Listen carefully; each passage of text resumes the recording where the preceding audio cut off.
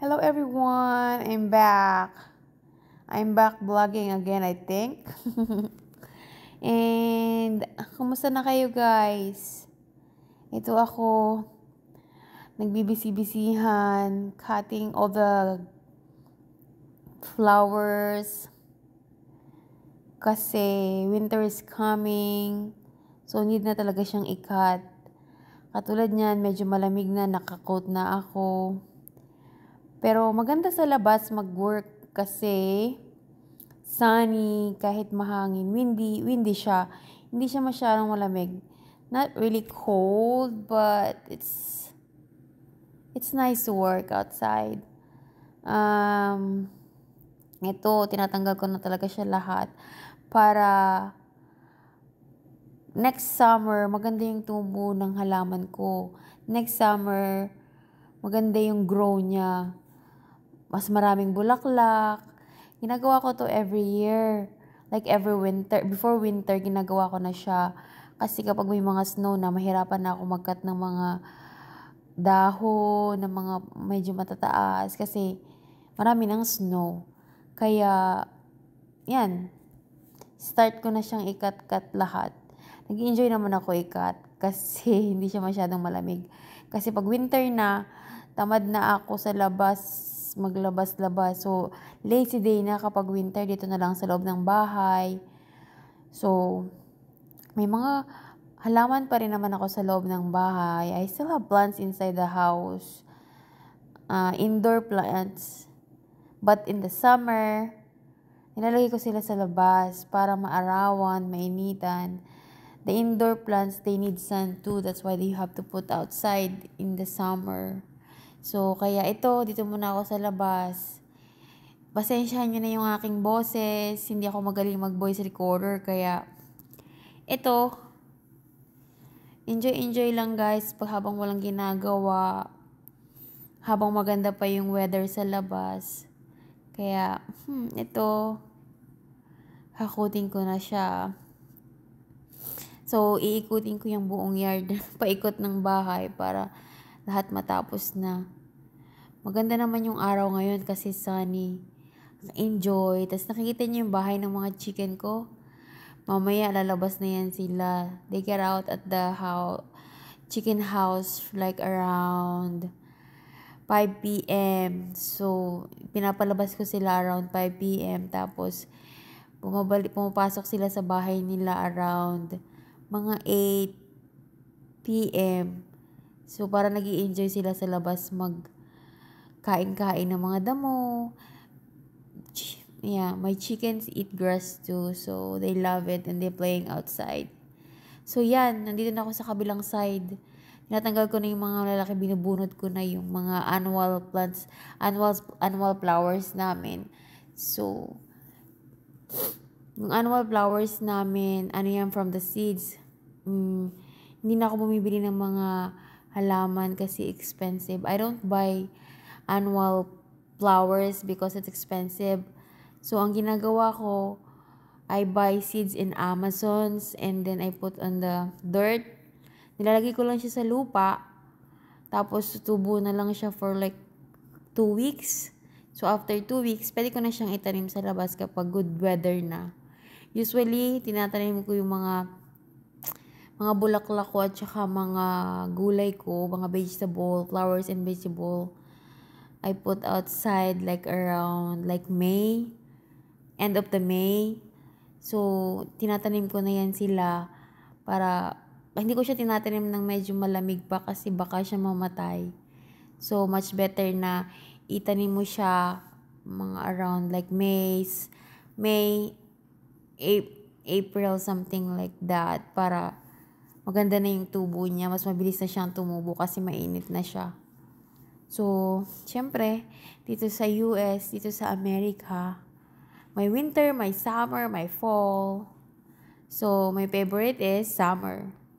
Kasi hindi siya masyadong malamig. Before kasi, nung unang-unang dating ko dito sa US, I love winter. Pero, ngayon hindi na kasi sobrang lamig. So, wala ka nang gagawin sa labas. Hindi ka na makapagtanim-tanim sa labas kapag winter. Diyan ka na lang sa loob ng bahay.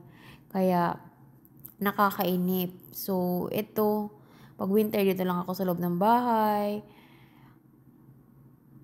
Dilig-dilig ng mga indoor plants ko. Tapos, yan, walking sa treadmill. Minsan, nagwo-walking din kami ng asawa ko minsan, me and my husband walking outside to, if it's not slippery the road. Pag hindi siya madulas yung road, maganda din maglakad. As long as naka-winter coat ka, nakabalot ka talaga ng sobrang balot na balot. Pero, hindi ka papawisan. You never gonna sweat. Depende lang kung pawisin ka talaga. Kaya, yan. Enjoy lang kayo guys watching ha. Pasensyahan nyo na yung boses ko talaga. Nakakahiya. Hindi kasi ako magaling mag-voice over eh. First time ko to mag-voice over. Kaya, enjoy guys! Thank you for watching. Pero alam nyo guys, nakakatuwa din talaga mag-gardening. Lalo na ako, namimiss ko sa Pinas.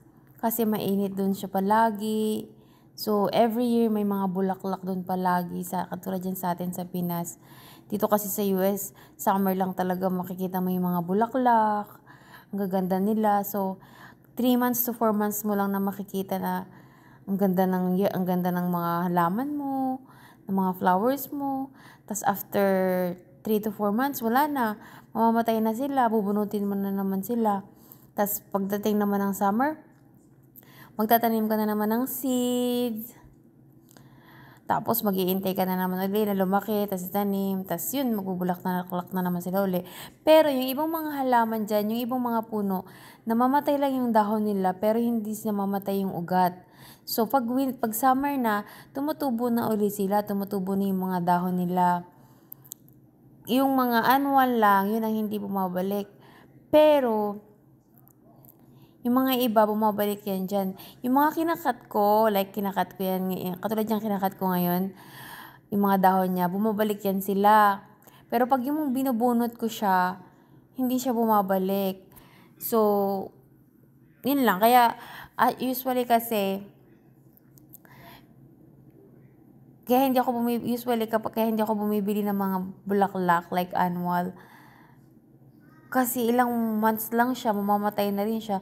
So, sayang lang yung pera mo. So, bumili ka na lang ng mga bulaklak na bumabalik siya every year. Ang problema nga lang sa mga bulaklak na bumabalik every year, siguro mga 1 month mo lang makikita yung bulaklak niya, wala na. Puro green na lang ang makikita mo sa kanila na dahon. Like annual, yung annual flowers mo, makikita mo yung mga bulaklak niya whole summer. Pero yung mga perennials plants, like perennials flowers, hindi.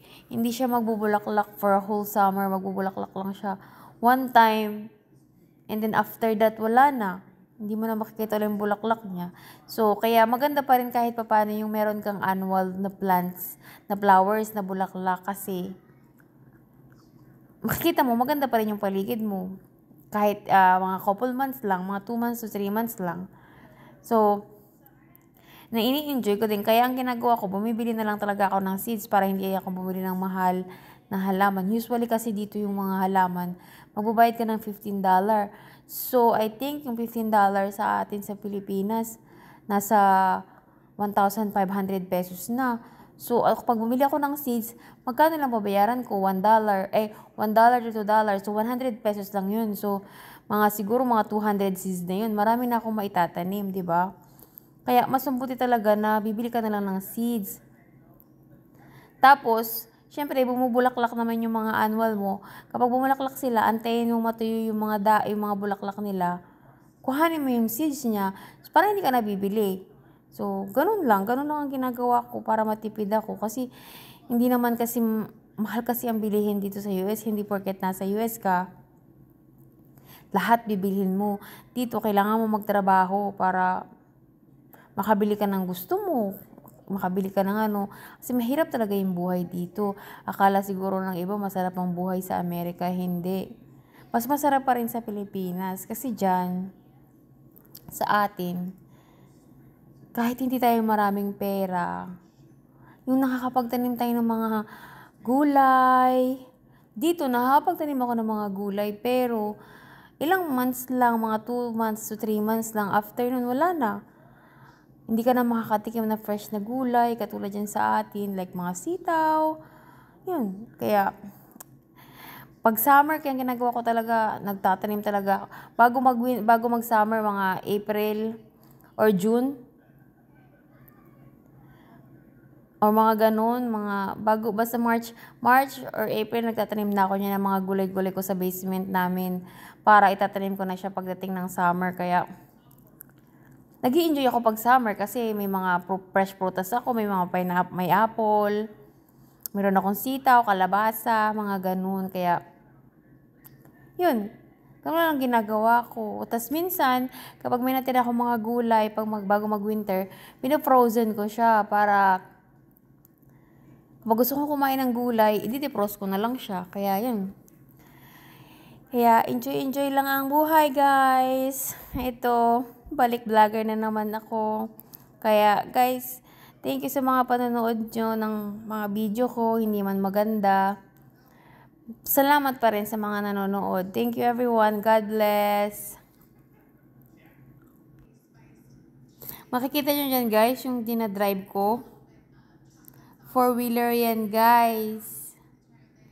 Magandang gamitin yan kapag naglilinis ng mga halaman. Kasi, hindi mo na siya bubuhatin, nilalagay mo lang sa trailer, tapos dadalhin mo na lang dun sa likod namin. Ginagawa ko, biniburn ko sila kapag pinapadry ko na siya, tapos pag dry na siya, sinisilaban ko na siya, yung pinaano ko na siya para wala kaming kalat dun sa likod. Ganun ang ginagawa ko. Madali lang yung patakbuhin. Nakakatuwa nga kapag ginagamit ko yan. Sa Pilipinas, wala kaming ganyan. Pero dito, nakakatuwa kasi pwede mo din siyang gamitin sa road, paikot-ikot sa yard.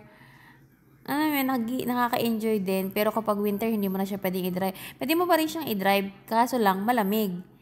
Mas maganda pa rin i-drive mo siya kapag summer kasi may enjoy mo siya. Ayan nakakatuwa. Nakakatuwa lang gamitin. Tapos pag halimbawa, mapuputol ako ng mga kahoy, yan lang, dinadrive ko lang yan. Nilalagyan ko lang siya ng trailer. Ganun lang ginagawa ko. So, nilalagay ko lang dyan. Tapos, pag itatapon ko na siya, yun, bubuhatin ko na isa-isa.